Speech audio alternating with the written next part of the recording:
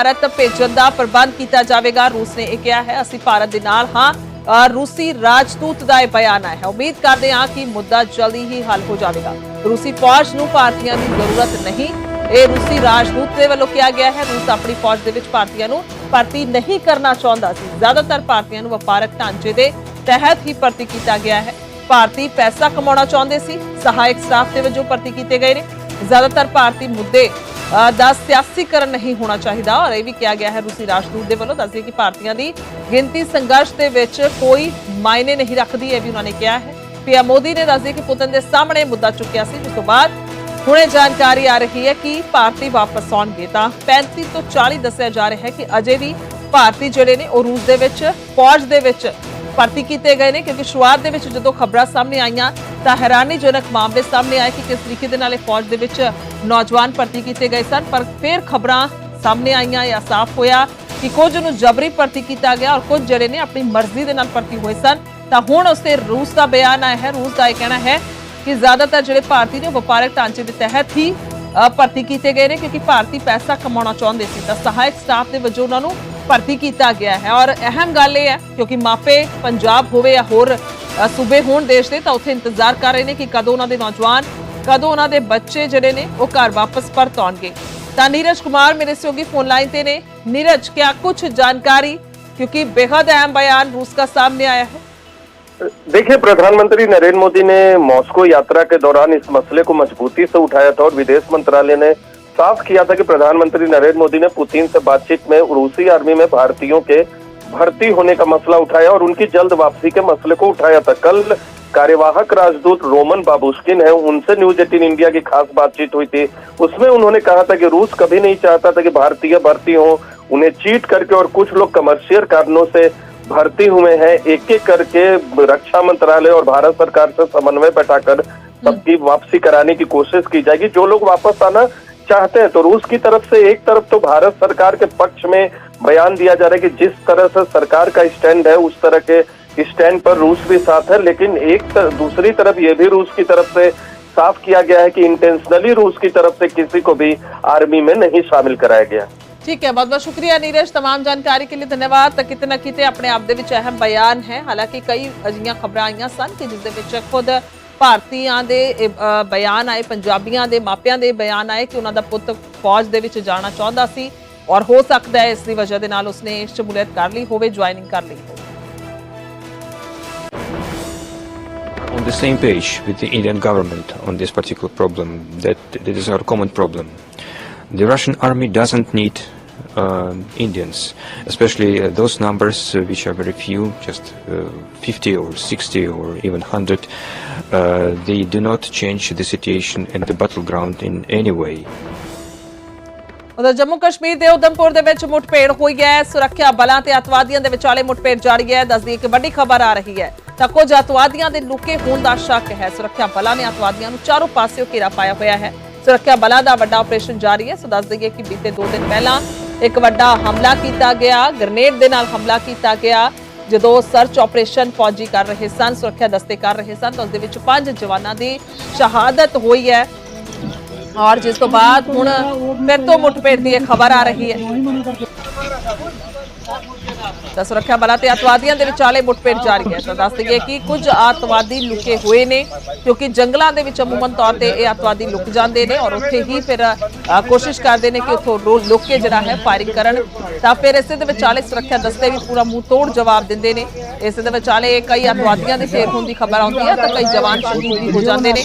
पर हुण उधमपुर दे विच अतवादी लुके हुए ने तो हालात पिछले दिनों तो काफ़ी ज़्यादा संवेदनशील बने हुए हैं, क्योंकि 30 दिनों के विच 5 अटैक हो चुके।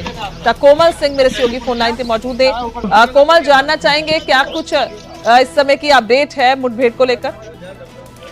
गुरजोत, मुठभेड़ तो उत्थे चल ही रही है। एक देर राती 8 बजे के करीब पुलिस पार्टी के उत्ते हमला करने की आतंकियों ने कोशिश की थी, क्योंकि कठुआ हमला करने तो बाद जेडे दहशतगर्द ने उन्होंने जंगलों से फिर रहे और इको ही जंगल है, जी पहाड़ियां हैगियां वो एडजॉइनिंग पहाड़ियां है, वो कठुआ, डोडा, बसंतगढ़, उधमपुर सारिया ना जुड़दियां और नसन की पूरी कोशिश कर रहे हैं, लेकिन उतों उन्होंने बाहर निकलने का राह नहीं मिल रहा है। यो कारण है कि वो जो भी ਪੁਲਿਸ ਦੀ ਅੱਖਾਂ 'ਚ ਧੂਲ ਚੌਂਕ ਕੇ ਬਾਹਰ ਆਉਣ ਦੀ ਕੋਸ਼ਿਸ਼ ਕਰਦੇ ਆ ਤੇ ਸਤਰਕ ਪੁਲਿਸ ਜਿਹੜੀ ਆ ਉਹਨਾਂ ਤੇ ਫਾਇਰ ਕਰ ਦਿੰਦੀ ਹੈ। 2 ਦਿਨ ਪਹਿਲਾਂ ਕਠੂਆ ਤੇ ਹਮਲਾ ਕਰਨ ਤੋਂ ਬਾਅਦ 2 ਦਿਨ ਪਹਿਲਾਂ ਉਹ ਡੋਡਾ ਪਹੁੰਚ ਗਏ। ਡੋਡਾ ਤੇ ਵੀ ਉਹਨਾਂ ਨੂੰ ਜਿਹੜੀ ਸੀਗੀ ਉਹ ਬਾਹਰ ਜਿਹੜੀ ਨਿਕਲਣ ਦੀ ਉਹਨਾਂ ਦੀ ਜਿਹੜੀ ਕੋਸ਼ਿਸ਼ ਸੀ ਕਿ ਉਹ ਵਿਫਲ ਰਹੀ, ਕਿਉਂਕਿ ਪੁਲਿਸ ਔਰ ਸੁਰੱਖਿਆ ਬਲਾਂ ਨੇ चारों तरफ अपना जाल बिछाया हुआ है। आतंकियों की धरपकड़ ਲਈ सारी कोशिशें सुरक्षा बल कर रहे हैं, किसी भी तरह की कोताही बरती नहीं जा रही है। जिन्ने भी घने जंगल है और जंगलों के आस-पास आसे पास जो इलाके है उत्थे पुलिस और भारतीय सेना के जवान CRP ITBP सारे जो जवान है वो सतर्क है। और इहो कारण है कि कल राती बसंतगढ़ ਦੇ ਸੰਘ ਪੁਲਿਸ ਥਾਣੇ ਦੇ ਬਾਹਰ ਪੁਲਿਸ ਜਿਹੜੇ ਆਤੰਕੀ ਸੀਗੇ ਉੱਥੋਂ ਸੜਕ ਦੇ ਜ਼ਰੀਏ ਬਾਹਰ ਨਿਕਲਣ ਦੀ ਕੋਸ਼ਿਸ਼ ਕਰ ਰਹੇ ਸੀ, ਵਾਪਸ ਨਸਣ ਦੀ ਕੋਸ਼ਿਸ਼ ਕਰ ਰਹੇ ਸੀ, ਲੇਕਿਨ ਸਤਰਕ ਪੁਲਿਸ ਦੇ ਜਿਹੜੇ ਜਵਾਨ ਸੀਗੇ ਉਹਨਾਂ ਦਾ ਉਹੀ ਅੱਤਵਾਦੀ ਨੇ ਜਿਨ੍ਹਾਂ ਨੇ ਹਮਲਾ ਕੀਤਾ ਸੀ, ਜਿਹਦੇ ਵਿੱਚ 5 ਜਵਾਨ ਸ਼ਹੀਦ ਹੋਏ ਸਨ। ਉਹੀ ਅੱਤਵਾਦੀ ਨੇ, ਪਛਾਣ ਹੋ ਗਈ। ਗੁਰਜੋਤ, ਮੈਂ ਇੱਕ ਚੀਜ਼ ਇੱਥੇ ਕਲੀਅਰ ਕਰਨਾ ਚਾਹਾਂਗੀ ਕਿ ਜਿਹੜਾ ਜੰਮੂ ਸੰਭਾਗ ਹੈ ਇਸ ਵੇਲੇ ਜੰਮੂ ਸੰਭਾਗ ਵਿੱਚ ਆਤੰਕੀਆਂ ਦੇ 5 ਤੋਂ 6 ਗਰੁੱਪ ਹੈਗੇ ਔਰ ਜਿਹੜੇ ਆਪਸ ਵਿੱਚ ਸੰਪਰਕ ਬਣਾ ਕੇ ਰੱਖਿਆ ਹੋਇਆ ਉਹਨਾਂ ਨੇ। ਔਰ ਇੱਕ ਕੋਈ ग्रुप नहीं हैगा, 7 से 8 ग्रुप ਜਿਹੜੇ ਹੈਗੇ ਆ ਉਹ ਇਸ ਇਲਾਕੇ ਵਿੱਚ ਹੈਗੇ, ਚਾਹੇ ਉਹ ਡੋਡਾ ਦੀ ਗੱਲ ਕਰੀਏ, ਚਾਹੇ ਉਧਮਪੁਰ ਦੇ ਬਸੰਤਗੜ੍ਹ ਦੀ ਅਸੀਂ ਗੱਲ ਕਰੀਏ, ਚਾਹੇ ਅਸੀਂ ਗੱਲ ਕਰੀਏ ਉਧਮਪੁਰ ਦੇ ਜਾਂ ਕਠੂਆ ਦੇ ਜਿੱਥੇ ਅਟੈਕ ਹੋਇਆ, ਕਿਉਂਕਿ ਇਹ ਫਰੈਸ਼ ਇਨਫਿਲਟ੍ਰੇਸ਼ਨ ਹੋਈ ਸੀ ਔਰ ਫਰੈਸ਼ ਇਨਫਿਲਟ੍ਰੇਸ਼ਨ ਬਾਰਡਰ ਤੋਂ ਹੋ ਕੇ ਕਠੂਆ ਦੇ ਵਿੱਚ ਐਂਟਰ ਆਤੰਕੀਆਂ ਨੇ ਕੀਤਾ। ਉੱਥੋਂ ਉਹ ਆਤੰਕੀ ਜਿਹੜੇ ਸੀਗੇ ਉਹ ਡੋਡਾ ਔਰ ਪਦਰਵਾ ਵਾਲੇ ਜਿਹੜੇ ਜੰਗਲ ਹੈਗੇ, ਪਹਾੜੀਆਂ ਹੈਗੀਆਂ ਉੱਥੋਂ ਚਲੇ ਗਏ, ਕਿਉਂਕਿ ਪਹਾੜੀਆਂ ਐਡਜੋਇਨਿੰਗ ਹੈਗੀਆਂ, ਜਿਹੜੇ ਘਨੇ ਜੰਗਲ ਹੈਗੇ ਐਡਜੋਇਨਿੰਗ ਹੈਗੇ, ਕਿਤੇ ਨਾ ਕਿਤੇ ਨਿਕਲ ਕੇ ਇੱਕੋ ਹੀ ਥਾਂ ਤੇ ਪਹੁੰਚਦੇ ਆ। ਔਰ ਇਹੋ ਵਜ੍ਹਾ ਹੈ ਕਿ ਜਿਹੜੇ 7 ਜਾਂ 8 ਗਰੁੱਪ ਦੇ ਵਿੱਚ ਜਿਹੜੇ ਆਤੰਕੀ ਉੱਥੇ ਹੈਗੇ ਆ ਉਹ ਆਪਸ ਵਿੱਚ ਸੰਪਰਕ ਵੀ ਹੈਗਾ। ਉਹ ਕਿਸੇ ਐਪ ਦਾ ਇਸਤੇਮਾਲ ਕਰ ਰਹੇ ਔਰ ਐਪ ਦੇ ਇਸਤੇਮਾਲ ਕਰਨੇ ਦੇ ਬਾਵਜੂਦ ਹੀ ਉਹਨਾਂ ਨੂੰ ਰਾਹ ਮਿਲ ਰਿਹਾ। ਔਰ ਲੋਕਲ 2 ਗਾਈਡ ਉਹਨਾਂ ਨਾਲ ਹੈਗੇ ਆਤੰਕੀਆਂ ਨਾਲ, ਕਿਉਂਕਿ ਖਬਰਾਂ ਇਹ ਵੀ ਆ ਰਹੀਆਂ ਹਨ ਕਿ ਜਿੰਨੇ ਵੀ ਗਰੁੱਪ ਹੈਗੇ ਹਰ ਗਰੁੱਪ ਦੇ ਨਾਲ ਇੱਕ ਲੋਕਲ ਗਾਈਡ ਹੈਗਾ, OGW ਹੈਗਾ, ਜਿਹੜਾ ਉਹਨਾਂ ਨੂੰ ਰਸਤਾ ਦੱਸ ਰਿਹਾ, ਕਿਉਂਕਿ ਜੰਗਲ ਦੇ ਵਿੱਚ ਕਿੱਥੋਂ ਦੇ ਕਿੱਥੇ ਇਨਸਾਨ ਪਹੁੰਚ ਜਾਏ ਕਿਸੇ ਨੂੰ ਨਹੀਂ ਪਤਾ। ਵਿਦੇਸ਼ੀ ਆਤੰਕੀ ਹੈ ਔਰ ਉਹਨੂੰ ਨਹੀਂ ਪਤਾ ਕਿ ਕਿੱਥੋਂ ਬਾਹਰ ਨਿਕਲਣਾ ਔਰ ਕਿੱਥੋਂ ਅਸੀਂ ਆਪਣੇ ਆਪ ਨੂੰ ਬਚਾਉਣਾ ਹੈ। ਇਹੋ ਵਜ੍ਹਾ ਹੈ ਕਿ ਜਿਹੜੇ ਗਾਈਡ ਉਹਨਾਂ ਨਾਲ ਚੱਲ ਰਹੇ ਉਹਨਾਂ ਨੂੰ ਰਸਤਾ ਦੱਸ ਰਹੇ ਔਰ ਜਿਸਨੇ ਉਹ ਬਾਹਰ ਆਉਣ ਦੀ ਕੋਸ਼ਿਸ਼ ਕਰਦੇ हैं, क्योंकि आतंकी दहशतगर्द हमेशा जिसने हमला करते हैं और कोशिश करते हैं कि आम इंसान दे वर्गी सवेरे और दिन दोपहरी बाजार विचों निकल के नस जान, लेकिन इस वेले चारों तरफ जाल पुलिस ने बिछाया हुआ है। लगता नहीं है कि आतंकी हुण मरण ने भी ही ਜਿਹੜੀ ਕਗਾਰ ਹੈ ਉਹਨਾਂ ਦੀ ਆ ਗਈ ਹੈ, ਕਿਉਂਕਿ ਉਹਨਾਂ ਦੀ ਧਰਪਕੜ ਲਈ ਪੁਲਿਸ ਔਰ ਸੁਰੱਖਿਆ। ਠੀਕ ਹੈ ਕੋਮਲ, ਬਹੁਤ ਬਹੁਤ ਸ਼ੁਕਰੀਆ तमाम ਜਾਣਕਾਰੀ ਲਈ, ਧੰਨਵਾਦ ਹੈ। ਤਾਂ ਫਿਰ ਇਹ ਹਾਲਾਤ ਇਸ ਵੇਲੇ ਬਣੇ ਹੋਏ ਨੇ, ਮੇਰੇ ਸਹਿਯੋਗੀ ਕੋਮਲ ਨੇ ਪੂਰੀ ਵਿਸਤਾਰ ਨਾਲ ਜਾਣਕਾਰੀ ਦਿੱਤੀ ਹੈ। ਤੇ ਜੰਮੂ ਕਸ਼ਮੀਰ ਦੇ ਉਧਮਪੁਰ ਦੇ ਵਿੱਚ ਮੁੱਠਭੇੜ ਚੱਲ ਰਹੀ ਹੈ। ਅੱਗੇ ਵਧਾਂਗੇ ਤਾਂ ਨੀਟ ਪੇਪਰ ਲੀਕ ਮਾਮਲੇ ਦੇ ਵਿੱਚ ਅੱਜ ਸੁਪਰੀਮ ਕੋਰਟ ਦੇ ਵਿੱਚ ਸੁਣਵਾਈ ਹੈ। ਦੱਸਦੀ ਕਿ ਸੁਣਵਾਈ ਤੋਂ ਪਹਿਲਾਂ ਕੇਂਦਰ ਨੇ ਸੁਪਰੀਮ ਕੋਰਟ ਦੇ ਵਿੱਚ ਹਲਫਨਾਮਾ ਦਾਖਲ ਕੀਤਾ ਹੈ।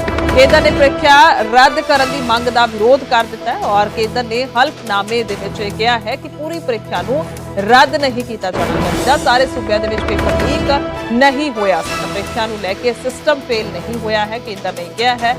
ਤਾਂ ਫੋਨ ਲਾइन ਤੇ ਮੇਰੇ ਸਹਿਯੋਗੀ ਦਿੱਲੀ ਤੋਂ सुशील पांडे जुड़ चुके हैं। सुशील, क्या कुछ आज पॉसिबिलिटी मानी जाए सुप्रीम कोर्ट में जब केंद्र की ओर से ये कहा जा रहा हो कि पूरी परीक्षा रद्द नहीं होनी चाहिए, तो स्वाभाविक तौर पर अपने आप में ये एक बड़ा बयान है। जी बिल्कुल, देखिए सीधे तौर पर केंद्र सरकार और NTA ने सुप्रीम कोर्ट में हलफनामा दाखिल किया है। उस हलफनामे के बाद आज सुप्रीम कोर्ट सुनवाई करेगा। केंद्र सरकार की तरफ से सुप्रीम कोर्ट में जो हलफनामा दाखिल किया गया उस हलफनामे में ये कहा गया है कि जो रिट की दोबारा परीक्षा को लेकर तमाम याचिकाकर्ताओं के द्वारा मांग की गई है वो मांग फिलहाल गलत है, क्योंकि कुछ ही सेंटर पर परीक्षा लीक होने के कुछ सबूत मिले हैं जिन पर कार्रवाई पहले से ही की गई है। और अगर दोबारा परीक्षा कराई जाएगी तो वो छात्रों के हित के लिए अच्छा नहीं होगा। वहीं भविष्य में भी हमें देखना होगा कि इस प्रकार की परीक्षा में पेपर लीक किस तरह रोका जाए। हालांकि NTA ने सुप्रीम कोर्ट में जो हलफनामा दाखिल किया है उस हलफनामे के मुताबिक उनका कहना है कि कुल 153 केस गड़बड़ियों के सामने आए हैं, जिसमें कमेटी के सिफारिश के आधार पर कार्रवाई की गई है। 81 कैंडिडेट्स का रिजल्ट रोका गया है और 54 कैंडिडेट्स को 3 साल के लिए परीक्षा में बैठने के लिए अयोग्य करार दिया है।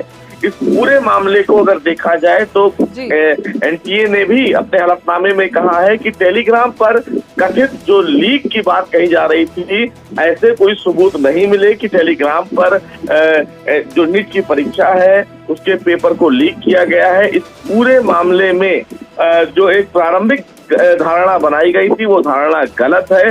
सोशल मीडिया और तमाम चीजों पर जो चर्चाएं की जा रही हैं, उन चर्चाओं से नीट यूजी को लेकर कुछ लेना देना नहीं है। लेकिन अगर दोनों हलफनामों को देखा जाए तो दोनों हलफनामों में एनटीए और केंद्र सरकार का यही कहना है कि पेपर लीक की ब्रॉडर स्तर पर संभावना नहीं है, लिहाजा रीडेट यानी कि दोबारा परीक्षा न कराई जाए, क्योंकि इस पूरे मामले में पहले ही सीबीआई इन्वेस्टिगेट कर चुकी है।